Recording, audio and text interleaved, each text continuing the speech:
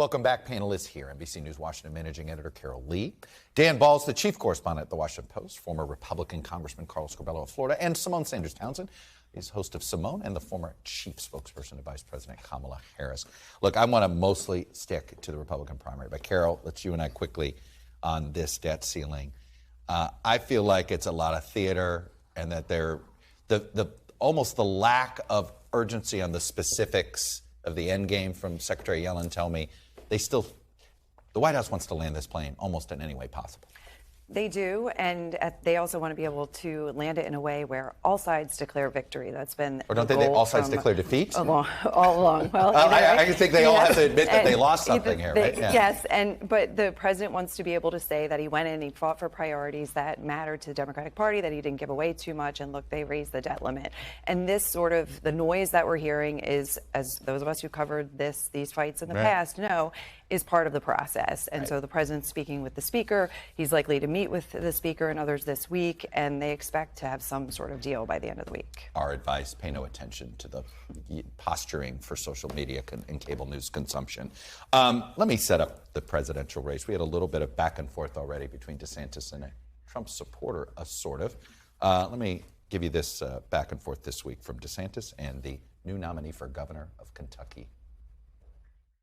We were supposed to have this big red wave, and other than like Florida and Iowa, I didn't see a red wave across this country. And so I think the party has developed a culture of losing. A big thank you to President Donald J. Trump for his support and his endorsement of this campaign. Let me just say, the Trump culture of winning is alive and well in Kentucky.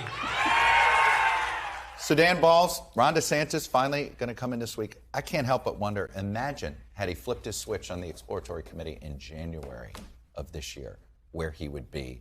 Would Tim Scott be even announcing this week? Well, Chuck, I mean, I think the question is, was he ready in January, and is he ready today to be a national candidate? I mean, I think what we've seen is somebody who's been, far from sure-footed in his first steps in trying to run a presidential campaign.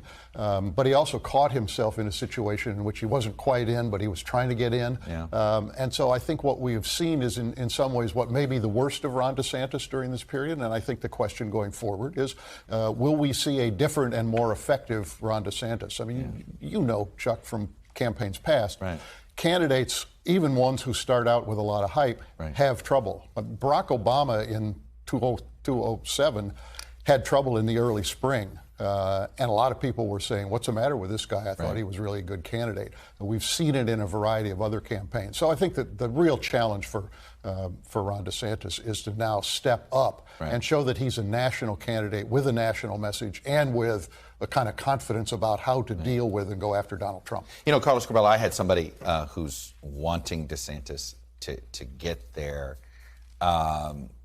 sort of wonder here, a lot's been lost over this last 4 months, and does see that, maybe Tim Scott and Nikki Haley don't have big donors coming to them. Maybe Chris Christie doesn't have Scaramucci and Steve Cohen saying, yeah, we'll fund your campaign. That you don't have the guy. All of this is because, not of Donald Trump, but it's actually because Ron DeSantis has looked weak here.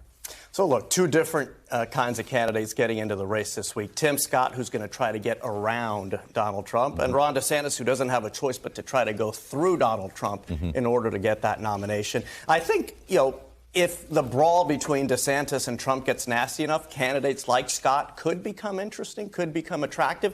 And I also think it's a little early to write off Ron DeSantis. I mean, if any of us were starting a presidential campaign today and we had all that money, all the resources he has, already in double digits, and by the way, in second place, we would probably be happy. On top of that, DeSantis has a strong record to run on for a Republican primary. In a general, the social issues might be a challenge, but he has a strong economic record to run on. So look, been a tough last few months, but it's a bit early to say this guy can't make it. Symone, what have you learned here? You were involved in a massive, what some people thought was going to become a demolition derby on the Democratic side in 2019. All of a sudden, I think we thought we were going to have a smaller field. This field is growing. By the way, is Tim Scott the Pete Buttigieg of this crowd, meaning that he may pop here if people aren't careful? Is he the Pete Buttigieg, or is he the Cory Booker, the person that everyone liked but just could not catch fire with the voters? And I say that, and I like Cory Booker personally, but we saw what happened in the 2020 election. If there were if there were more if there were less candidates in, if there were other people not in the race, could someone like Cory Booker could have caught fire? I think it's a question that Tim Scott himself has asked him a couple of times. His team, obviously, there's something they've had to weigh, and they've weighed that it's better to get in than stay out. Look, I think that I'm with you. I think it's early, but it's also late. And, we had this conversation earlier this week. It's late early because it's early.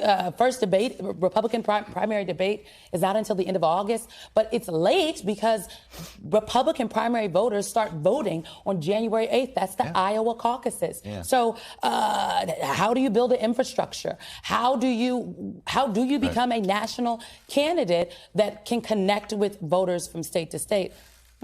Well, the other issue, of course, is the abortion issue. I want to put up this graphic, Carol, that we put together. Since Dobbs, it is a consistent issue here for Republicans across the board. So in 2022, you had the Kansas abortion referendum. You had a special congressional election in New York. And, of course, you had the midterms themselves where it was clear abortion was a huge issue. And then look what we just learned over the last couple of months. You had the Supreme Court race in Wisconsin, that abortion rights clearly helped the left there. And then you have new mayors on the Democratic side in Jacksonville and an independent Republicans knocked out in Colorado Springs, all of them over being perceived as too out of the mainstream on social issues.